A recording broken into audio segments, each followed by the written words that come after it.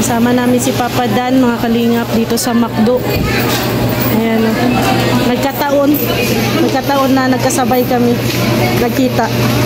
So yan mga kalingap, timing, kasama natin si Kalingap Dan. Sakto talaga, parang coincidence. Pero ayan, wala nang patumpik-tumpik pa. Gusto ko talagang malaman ito on the spot. Kalingap Dan, yung episode 7, pinakilig mo ang lahat. Mainit-init pa. Oo. Grabe. Anong feeling, Kalingap Dan, na nasabi mo na talaga ang totoong nararamdaman mo kay Joy? Parang napunutan ng tinig. Ay, grabe. Sa dibdib na magaan na ang aking pakiramdam. Pero ano ba, Kalingap Dan, nung hindi mo pa nakita si Joy, na ano mo na talaga, planado mo na talaga na sasabihin sa kanya yung nararamdaman mo? Ano yun eh, parang yun nga, habang sinasabi ko yung mga nagugustuhan ko ay habang tumatagal yung kanyang ugali. Bigla ko na lang naisip na isabay na yung pag-amin parang ano, pero ba parang sakto na. Sakto na, oo. Ano yun na, ano na rin eh, parang makikinig na rin si Joy, di ba? Sinasabi ko, parang, ayun, binigla ko lang. Parang binigla. Kaya kasi yun. Oo, kasi na ano namin doon, na ano ko din, napansin ko na puro sa'yo ang story. Ang daldal mo doon. Hindi mo talaga na ano si Joy na magsalita. Sabi ko kay Joy, susunod siya naman na magsalita. Pero okay lang kasi mahihain ka. Kasi ano pa naman, hindi pa siya masyadong sanay or komportable. Pero ano naman, close ko din naman yung si Joy sa likod ng camera.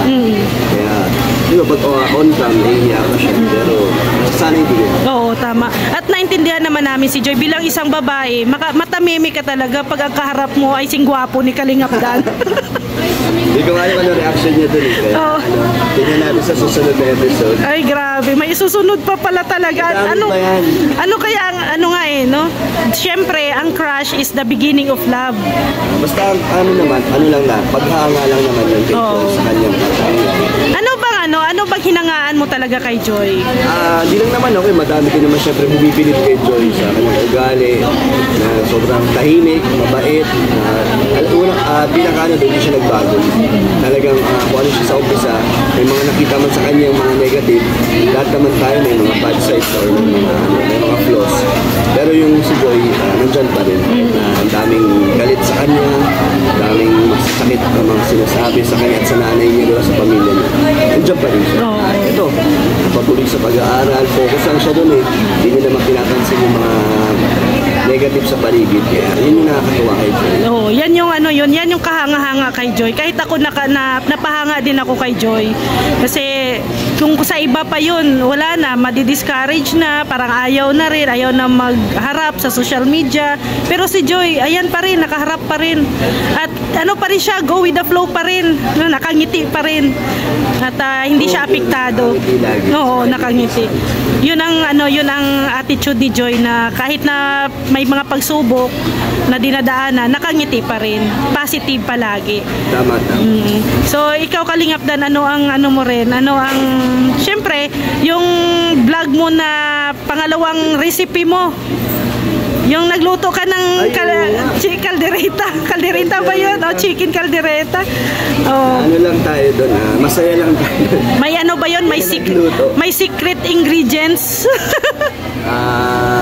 Basta ano yun, kung hiling si Joy na matignan, ipapatikin naman natin, yung luto na. Pero gusto ko muna siya ang magluto. Ayan, request ni Papa Dan yan. Sa nakarang episode, lutuan tayo. At masarap din ba magluto si Joy? Ay, pero mas maganda siguro Kalingap Dan, no? Request ko charot na. Mas maganda kung parang sabay kayo magluto. Tapos sabay nyo din tikman yung bawat luto. Ano kaya? Maganda yun, no? Pag naisip siguro yan niya, Ni Kalingap Rab. Suggest natin.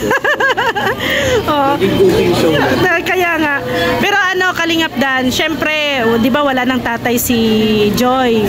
At ang naging tatay-tatayan niya ay si Kuya Andy. Yeah. Anong masasabi mo kay Kuya Andy?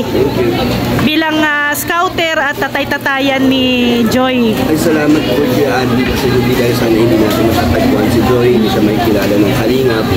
At salamat sa kasipagan kasi napakalayo nun sa bahay ni Kuya Andy.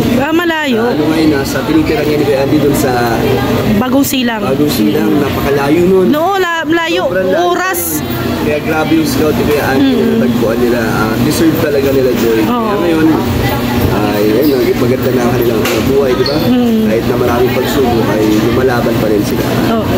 Talaga, salamat din Kuya Andy sa pagsusuporta at gabay kahit na wala nang tapos na si Joy sa babae. Pero siya patuloy pa rin sa pagbalik, magbigay ng tulong. At salamat pa rin sa patuloy na magbigay ng blessings. At saka sabi ni Kuya Andy, kung mangligaw ka daw kay Joy, dapat dumaan ka muna sa kanya. Ayun nga eh.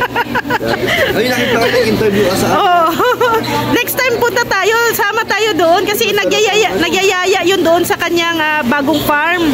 Masarap ang native na tinulang manok. Kaya sama tayo next time, next week. Saan ang farm niya? Basta ipakita niya daw sa atin. Tapos bawat dakip mo daw ng manok, sa'yo na. Kada huli? Pag mahuli mo yung manok, sa'yo na. Challenge ni Kuya Andy sa atin. Sige, ayan, salamat Kalingap Dan at kami ay kakain na. Ayan po. Ilang minutes na? So ayan mga Kalingap, umalis na po si Kalingap Dan, naiwan kami dito kasi may lakad pa po siya at pupunta pa siya kay Dayan, yung sa kanyang pinapabahayan. So,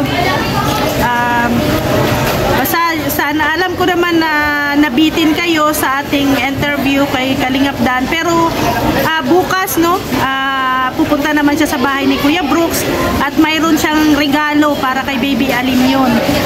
So abangan na lang ninyo at ako din ay hindi din ako nakapag-ready ng aking mga tanong kasi nga hindi namin inasahan na nandito si Kalingap Dan. Nakita lang kami dyan sa may labas ng McDo. Kakain din siya at saka kami na rin. Ayan kain tayo. Kasama ko si Rex. Ayan Hindi namin inasahan si Kalingap Dan dito. So, maraming salamat po mga Kalingap at thank you po sa inyong walang sawang pagsuporta sa mga nang babash, sa mga bashers ni Kalingap Dan, ni Joy. Move on na tayo. Masaya na po sila at may mga kwento na hindi pwedeng i-vlog, lalo na ang kanilang mga trip. Yung trip to Boracay, yung mga trip nila outside Philippines. Napag-uusapan namin yan ni Dan. Pero no vlog, syempre, kasi yun, surprise para sa inyo. Kasi pag i-vlog natin, wala nang surprise. So, basta continue lang natin suportahan ang mga charity works ni Kalingap Dan, lalo na po ang kanyang pabahay ngayon, kay Dayan. Congratulations in advance, Kalingap Dan. Bless po sa ating lahat. See you tomorrow. Bye-bye po.